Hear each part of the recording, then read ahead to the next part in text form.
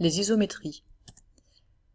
Alors les isométries, c'est un cas particulier de transformation du plan, et on va dire qu'une transformation est une isométrie quand elle conserve les longueurs. Iso, ça veut dire pareil, et métrie, mesure, donc qui va conserver les mesures. On va avoir les mêmes mesures à l'arrivée qu'au départ. Par exemple, une translation, c'est une isométrie du plan, puisque vous voyez que ma figure de départ et ma figure d'arrivée, évidemment je fais que la glisser, eh bien elles ont les mêmes mesures.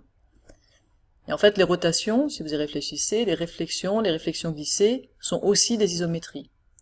Donc en fait les 4 transformations qu'on a vues pour l'instant sont des isométries. Alors voyons par exemple ici, j'imagine, j'ai une transformation qui, j'impose qu'elle soit une isométrie, elle va transformer A en A' et B en B', avec j'ai bien la longueur AB qui doit être égale à la longueur du segment image, donc A', B'. Donc ma transformation transforme A en A', B en B', et je vais prendre un point C et je vais regarder ce que pourrait faire ma transformation. Si c'est une isométrie, il faut nécessairement que ma longueur AC soit égale à ma longueur A'C', ce qui impose que l'image de C soit quelque part ici, puisque je dois avoir la même longueur là et là. Je dois aussi avoir la même longueur entre B et C, et B et l'image, B' et l'image de C, entre B' et C', ce qui impose que C' soit quelque part là-dessus. Finalement, C', j'ai pas tellement le choix. Si je veux conserver les distances, je dois être forcément soit à cette intersection, soit à celle-ci.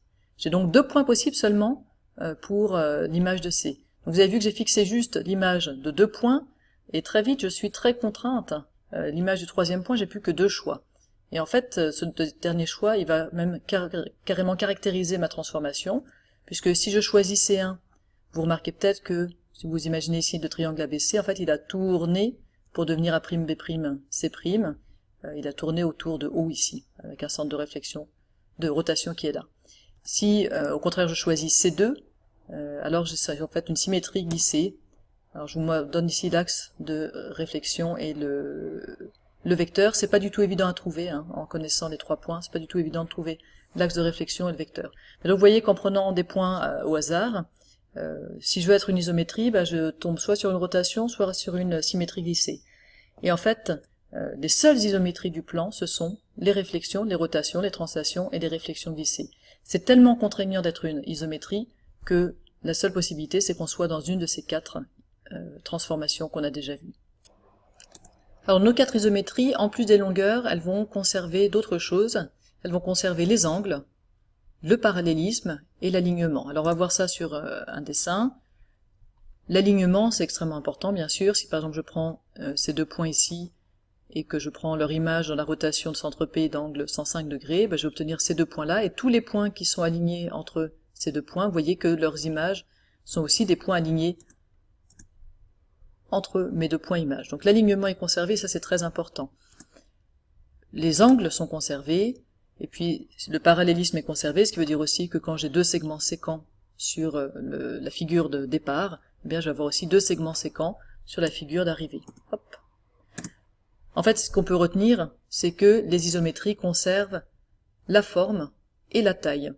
Vous voyez qu'ici, je pars d'un L, et bien à l'issue de la translation, je vais obtenir un L, qui aura exactement la même forme, exactement la même taille. Pareil pour la rotation, pour la réflexion et pour la réflexion glissée. Avec une petite différence, vous voyez peut-être que les 2 premières conservent en plus le sens de mon L, il est dans le bon sens, tandis que les 2 suivantes le retournent, elles vont inverser le sens. Alors une remarque, parce que je voudrais pas qu'à ce niveau-là vous pensiez qu'il n'y a que des isométries comme transformation du plan. Bien sûr non, il y a plein d'autres transformations qu'on peut imaginer. Déjà, toutes celles qu'on définit algébriquement vont probablement avoir d'autres effets qu'une isométrie. Et puis ici, une des transformations qu'on verra plus tard, qui est une homothétie, qui, vous voyez, fait un agrandissement ou un rétrécissement de mes figures de départ.